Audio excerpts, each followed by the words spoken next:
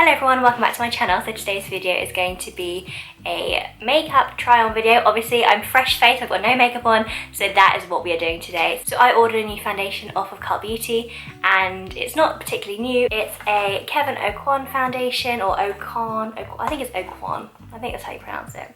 And I was just browsing the foundations and I completely ran out of my Charlotte Tilbury one, and I had a look at this one and I thought it looked really good. I've never tried like a foundation balm before, or like a spongy cushiony foundation. So it had really good reviews. I've seen a few people talk about it on YouTube, but apart from that there's not really been much like hype over it, but it looks really good. So I'm very much looking forward to giving this a go. Apologies for the 2-week break I've taken off of YouTube, if anyone's noticed that I haven't been publishing videos. Life has just got completely in the way. I don't know what happened, but I just didn't have time to film anything. So I'm going to be doing some bulk filming today, so there's lots of new content coming your way. But do stick around if you are new and you like sort of beauty and fashion and lifestyle videos, because that's what my channel is all about. So without further ado, I'm just going to get started with reviewing this foundation and giving you kind of my first impressions of what I think about it. It comes in this box here. This retailed on Cult Beauty for £42. It's also £42 in Space NK. It has quite a wide selection of shades, so hopefully you'll be able to find the shade for you. Kevin Aucoin is a cruelty-free makeup brand, which is great, so obviously that's what I'm striving now, to only purchase cruelty-free makeup products. And this is the foundation balm. So it doesn't contain any SPF, which is good because I actually applied my SPF separately, so I have a separate SPF, so I don't need an SPF in my foundation.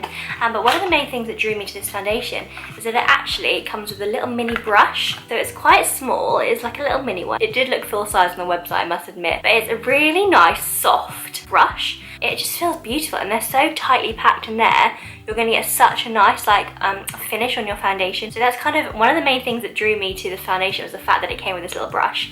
But what I was thinking was that if I want to repurchase this foundation, do I have to repurchase the whole thing again, or can I just buy like a refill? Because it would be a bit of a waste if you get a brush every time you purchase the foundation.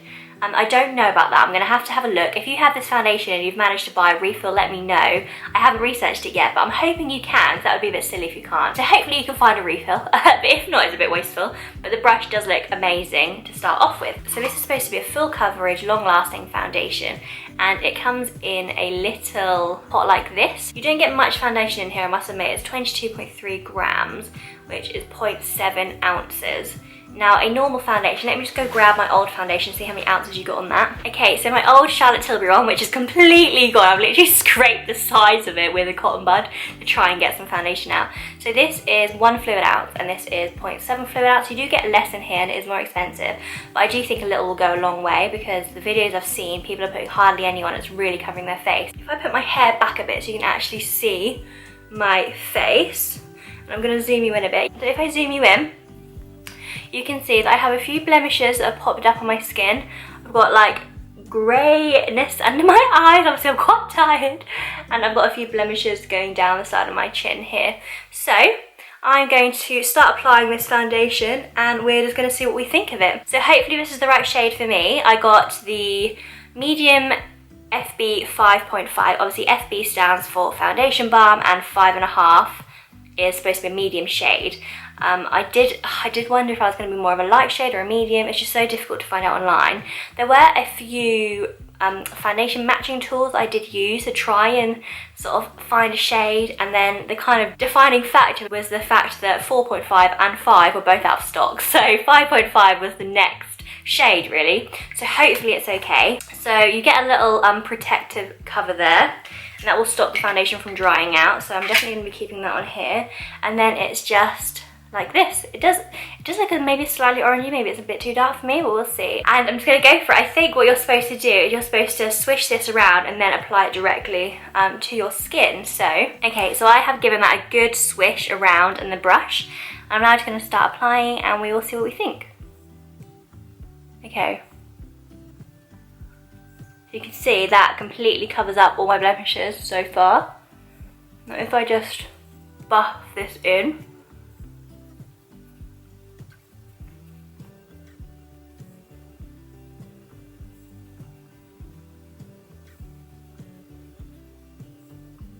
now like I said, this is a full coverage foundation.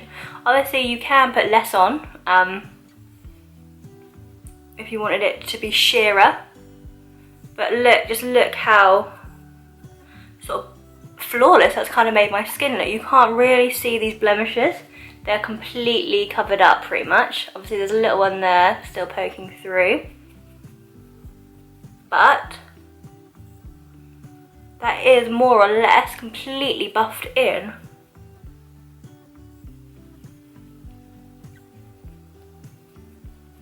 I'm actually really impressed with that coverage, if I'm honest. I'm going to blend it down to my neck. Now I think that's a pretty good shade for me actually. I don't think I look too orange. This is the FB 5.5, and just for reference, my old Charlotte Tilbury foundation was in 3 Fair Pale. So it's weird that I'm like a 3 Pale in this one and I'm a 5.5 medium in the other one. Just goes to show how different the shades are in different brands. I'm just going to put a bit more on my forehead.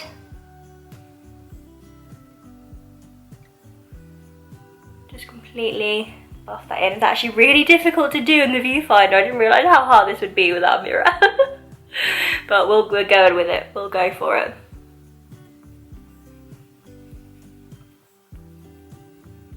This brush is so nice. It's so soft.